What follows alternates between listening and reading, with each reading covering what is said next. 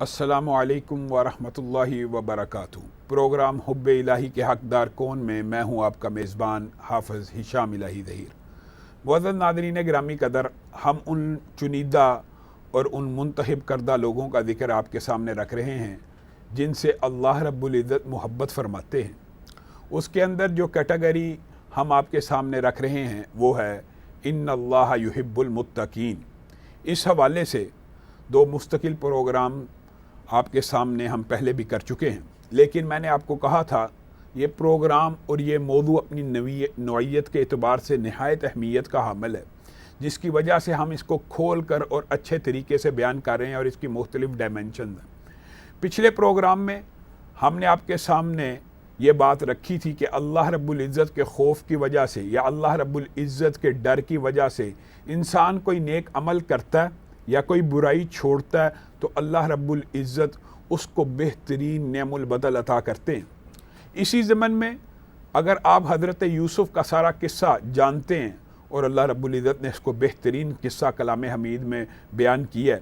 حضرت یوسف علیہ السلام نے جب قالت حیت لک، آپ کو وہ عورت بار بار برائی کی دعوت دے رہی تھی اور حضرت یوسف اللہ رب العزت کے خوف کا اظہار کر رہے تھے۔ اللہ رب العزت سے ڈرتا ہوں، میں اللہ رب العزت سے ڈرتا ہوں، جب یہ الفاظ بار بار ادا کر رہے تھے اور اللہ رب العزت کے خوف کی وجہ سے ایک حسب و نسب اعلیٰ منصب اعلیٰ مقام والی عورت کی دعوت کو، برائی کی دعوت کو ریجیکٹ کیا، تو بدلے میں اللہ رب العزت نے کیا کیا؟ بدلے میں اللہ رب العزت نے ان کو ملک مصر کی حکومت عنایت فرما دی۔ تو اللہ رب العزت کے خوف کی وجہ سے اگر انسان کوئی برائی چھوڑتا ہے تو اس کو یہ سمجھ لینا چاہیے کہ اس برائی کو چھوڑنے کا صرف مجھے ریوارڈ آخرت میں نہیں ملنا، بلکہ اسی دنیا کے اندر بھی اللہ رب العزت مجھے اس کا ریوارڈ دیں گے۔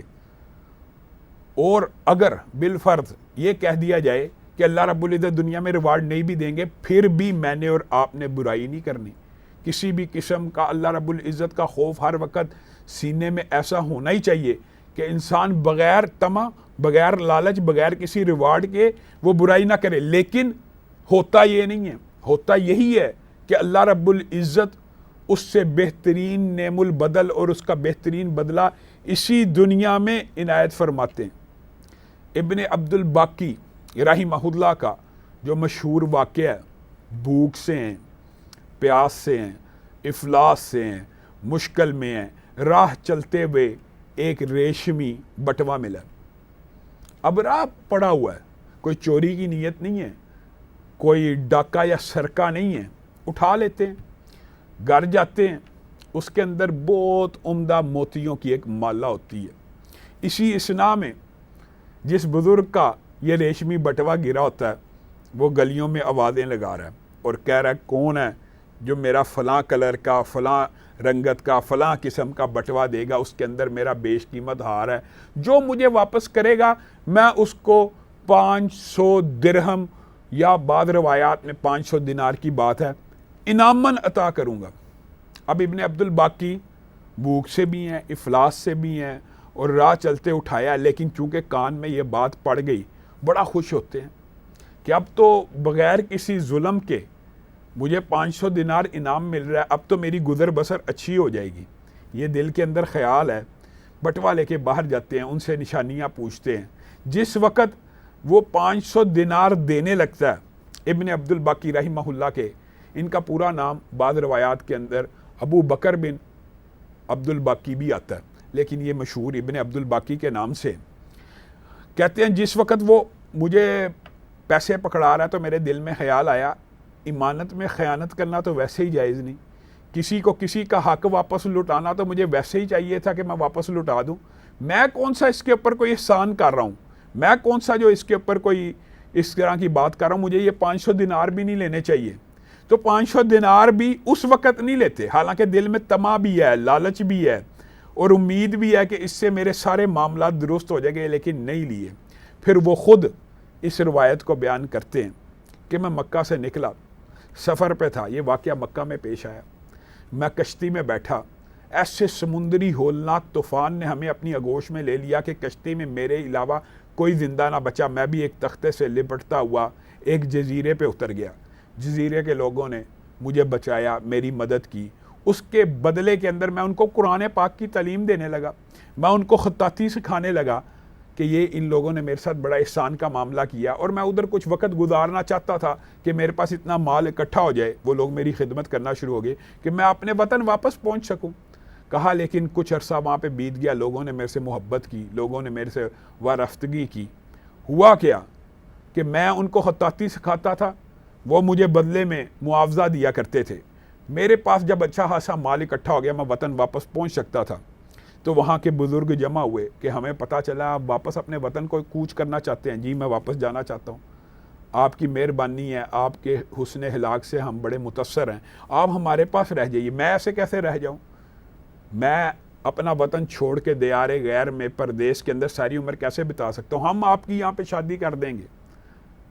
ابن عبد الباقی نے کہا کس سے میری شادی کرو گے؟ یہاں پہ ایک یتیم بچی ہے اور بڑے اچھے اس کا بزرگ والد ہوا کرتا تھا، بڑے اچھے حسب نسب والی ہے، آپ اس سے شادی کریں، آپ اپنے وطن کو بھی ہمیشہ کے لیے خیر آباد نہ کہ وہاں سے بھی چکر لگا لیا کریں، لیکن مستقل سکونت ہمارے اس جزیرے کے اوپر رکھیں۔ ابن عبد الباقی کہتے ہیں، خود واقعہ بیان کر رہے ہیں، میری شادی اس بچی سے کر دی گئی۔ اب شادی کے بعد میں اس کے پاس پہنچا، دلہن کے چند رشتہ دار اور میں جب بالمشافہ آمنے سامنے بیٹھے، میں نے اس بچی کے گلے میں ایک ہار دیکھا جو موتیوں کا تھا۔ اچانک میرے ذہن میں یہ بات کوندی کہ یہ تو وہی ہار ہے جو میں نے ایک بزرگ کو مکہ میں 500 دینار کے عوض، اس وقت 500 دینار بھی نہیں تھے، لیے واپس کر دیا تھا۔ اب میں اس ہار کو دیکھی جا رہا ہوں تو دلہن کے رشتہ دار اور اعزاء و اقارب مجھ سے کہہ رہے ہیں کیا بات ہے، آپ کو بیٹی کی طرف کوئی رغبت محسوس نہیں ہوتی؟ آپ اسی ہار کے بارے میں دیکھی جا رہے ہیں اور اسی کے اوپر آپ کی توجہ مرکوز ہے۔ تو ابن عبد الباقی نے وہ سارا واقعہ ان کو بتلایا تو وہ بستی کے لوگ سبحان اللہ اور اش کر اٹھے، کہنے لگے اللہ کی قسم اس بچی کا والد تھا جو اللہ رب العزت کے سامنے اور ہمیں بارہا یہ کہا کرتا تھا کہ مکہ میں مجھے ایک نوجوان ابن عبد الباقی نام کا ملا تھا، میری اللہ سے گزارش ہے اگر زندگی میں کبھی مل جائے میں اپنی بیٹی کا رشتہ اس سے کر دوں۔ دیکھیے وہ دنیا سے چلا گیا، لیکن اللہ رب العزت نے اس کی دعا کو سنا اور ابن عبد الباقی نے 500 دینار نہ لیے، اللہ کے خوف اور ڈر کی وجہ سے امانت واپس لٹائی۔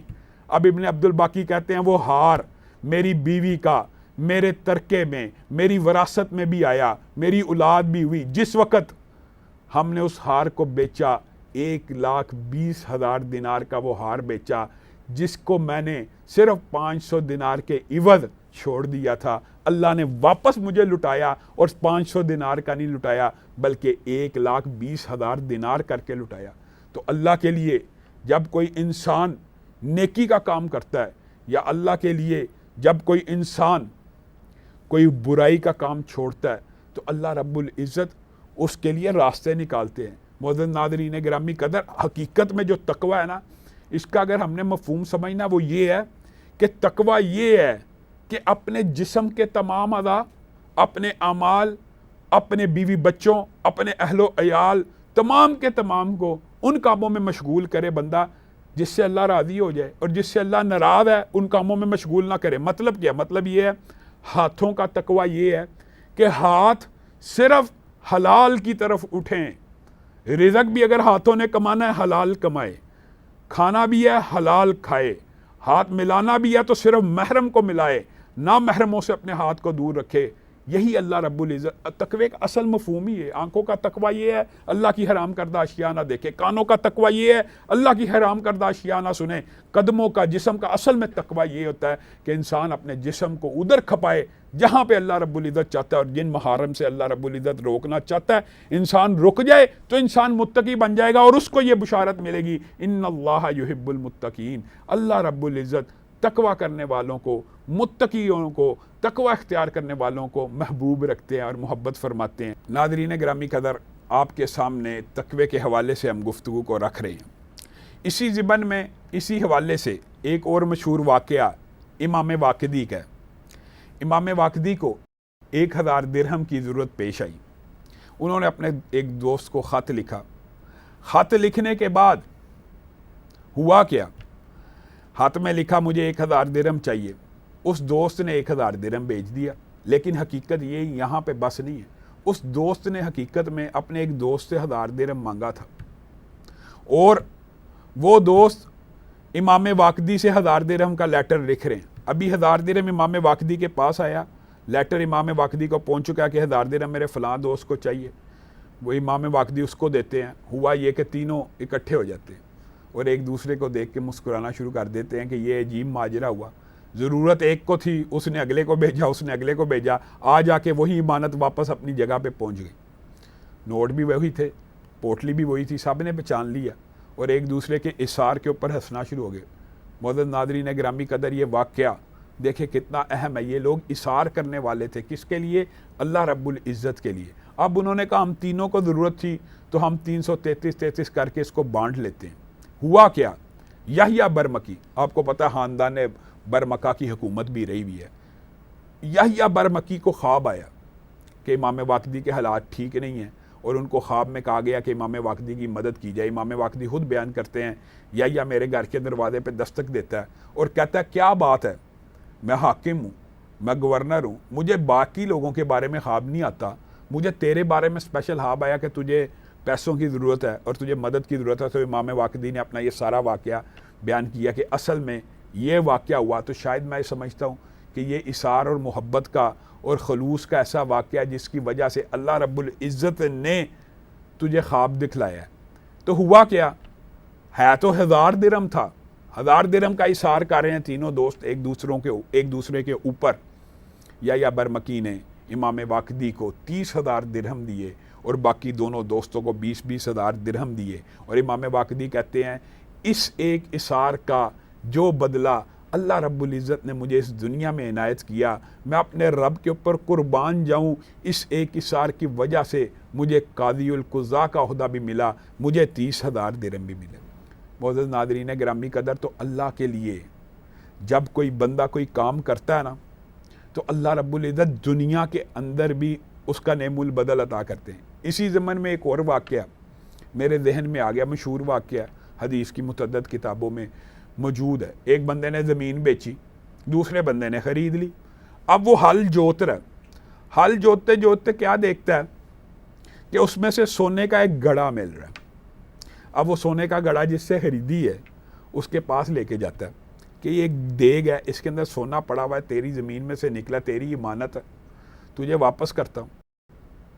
اب دیکھیے، قربان جائیے، آج کا دور دیکھ لیجئے، اور وہ اللہ کا تقوی رکھنے والے اور اللہ کا خوف رکھنے والے لوگوں کے حوال کے اوپر نظر دوڑائیے۔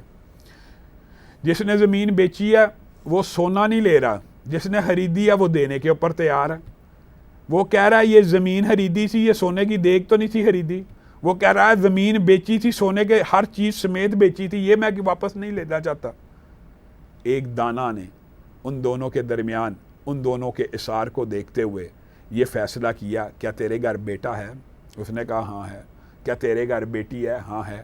دونوں کا رشتہ آپس میں طے کر دیا، مال پھر اپنی ہی اولاد میں وراثت کی صورت میں اللہ رب العزت نے عطا کر دیا۔ تو جو لوگ نیک نیتی سے، خلوص دل سے اللہ رب العزت کا تقوی اختیار کرتے ہوئے ایسے اعمال کرتے ہیں، اللہ رب العزت اسی دنیا کے اندر بھی، یہ بات بھی یاد رکھ لیجیے، اسی دنیا کے اندر بھی اللہ رب العزت ان کو بہترین نعم البدل دیتے ہیں، اور آخرت میں ان للمتقین مفازا حدائق و اعنابا۔ معزز ناظرین گرامی قدر، یہ بہت بڑا چیپٹر ہے کہ متقیوں کو پھر اللہ رب العزت بدلہ کیا دیتا ہے۔ ان للمتقین مفازا، پہلی بات یہ ہے متقیوں کے لیے کامیابی ہے، اور کامیابی کلام حمید کے اندر پتہ کس کو کہا گیا ہے؟ جو بندہ آگ سے بچ گیا وہ بندہ کامیاب ہے۔ گویا متقی آگ سے بچیں گے اور کس طرح کی جنت میں جائیں گے، یہ تو ایک طویل تر باب ہے، انشاءاللہ اس حوالے سے بھی ہم آپ کے سامنے گفتگو کو رکھیں گے کہ متقیوں کو جو نعمتیں ملنی ہیں وہ کس قسم کی ہے۔ صرف ایک اس کا دباچہ آپ کے سامنے رکھنا چاہتا ہوں، ما لا عین رأت ولا اذن سمعت ولا خطر علی قلب بشر۔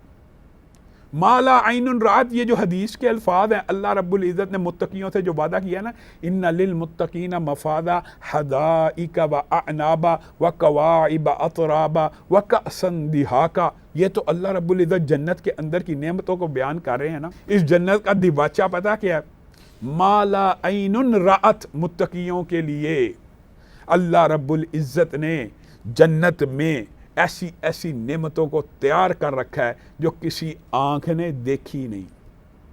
یہاں پہ جو گرامر کے طالب علم ہے وہ بڑی اچھی طرح جانتے ہیں اس حدیث کا ترجمہ کیا ہے۔ عام فہم انداز میں آپ نے بھی سن لیا، لیکن اگر اس کو ڈیٹیل سٹڈی کریں، مالا عین رأت، کسی آنکھ نے نہیں دیکھی۔ آج دنیا کے اندر ہم نے چشمے دیکھے، آج دنیا کے اندر آبشاریں، پہاڑ، خوبصورت ہر چیز دیکھی، لیکن حقیقت میں جنت میں ایسی نعمتیں ہیں جو کسی آنکھ نے دیکھی بھی نہیں ہوں گی، مخلوقات میں سے کسی آنکھ نے دیکھی ہی نہیں۔ وَلَا أُذُنٌ سَمِعَتْ، آپ کے سامنے جنت کی نعمتوں کے احوال واعظین، مبلغین، محدثین بیان کرتے آئے ہیں صدیوں سے، آپ سنتے آئے ہیں، آپ نے جنت کی نعمتوں کے بارے میں سنا ہے، بے شمار سنا، جتنا بھی سنا، لیکن اصل میں جو جنت کی نعمت ہے نا، اصل میں وَلَا أُذُنٌ سَمِعَتْ، کسی کان نے ان کا سنا بھی نہیں ہوگا، یعنی جتنی نعمتیں ہم نے سنی ہیں یہ اصل میں دباچہ ہوتا ہے، اصل جو نعمتیں ہوں گی وہ کسی کان نے سنی بھی نہیں۔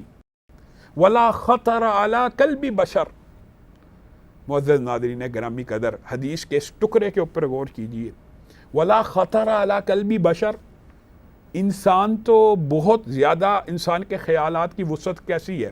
یہاں پہ ابھی شاعر تو اس حوالے سے آپ کے سامنے بڑا مبالغہ کرتے ہیں کہ دل کے آئینے میں ہے تصویر یار، جب ذرا گردن جھکائی دیکھ لی، لیکن حقیقت میں بھی جب انسان آنکھیں بند کرتا ہے تو کہاں نہیں پہنچ جاتا۔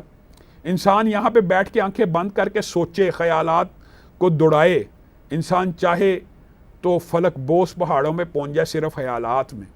انسان خیالات سے کریشن کرتا ہے، کریٹ کرتا ہے۔ انسان کے خیالات، مصوروں کے جو خیالات ہوتے ہیں یا شاعروں کے جو تخیلات ہوتے ہیں وہ بہت بلند پرواز ہوتے ہیں۔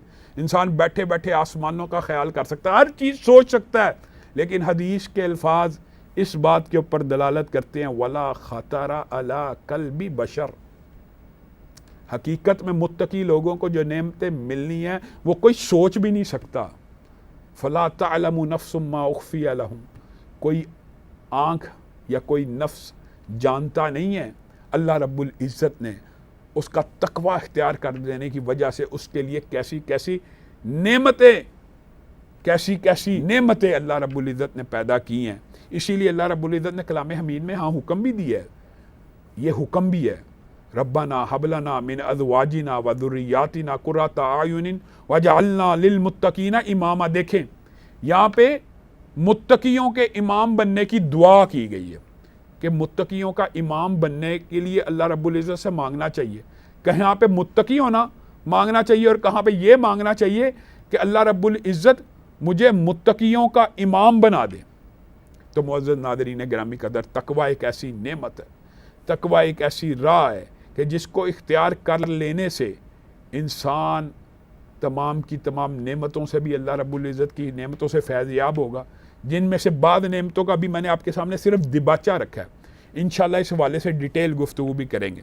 اور تقوی کا ایک خاص مفہوم اور خاص اینگل اور بھی ہے، وہ اینگل کیا ہے اس کو انشاءاللہ آئندہ آنے والے پروگرام میں ڈیٹیل سے ڈسکس کریں گے، لیکن اس کا صرف آپ کے سامنے دباچہ رکھنا چاہتا ہوں۔ تقوی کا ایک خاص ترجمہ اللہ رب العزت کا خوف بھی ہے کہ خوف خدا، اور اللہ رب العزت کے خوف کے حوالے سے اللہ رب العزت نے کلام حمید میں ارشاد فرمایا وَلِمَنْ خَافَ مَقَامَ رَبِّهِ جَنَّتَانِ، اللہ سے جو بندہ ڈر گیا نا، جس نے اللہ کا تقوی اختیار کیا، اس کے لیے ایک جنت نہیں ہے، اس کے لیے دو جنتیں ہیں۔ تو اللہ رب العزت کے خوف کے حوالے سے، اور اللہ رب العزت کا خوف تقوی ہی کے ضمن کے اندر کتنی بڑی عبادت ہے، اس حوالے سے ڈیٹیل ڈسکشن کریں گے ہم اپنے اگلے پروگرام میں۔ میں ہوں آپ کا میزبان حافظ ہشام الہی ظہیر، اور پروگرام حب الہی کے حقدار کون میں سے آپ سے اجازت چاہتا ہوں۔ انشاءاللہ اگلے پروگرام میں خوف خدا اور تقوی ہی کے حوالے سے اپنی گفتگو کو جاری رکھیں گے۔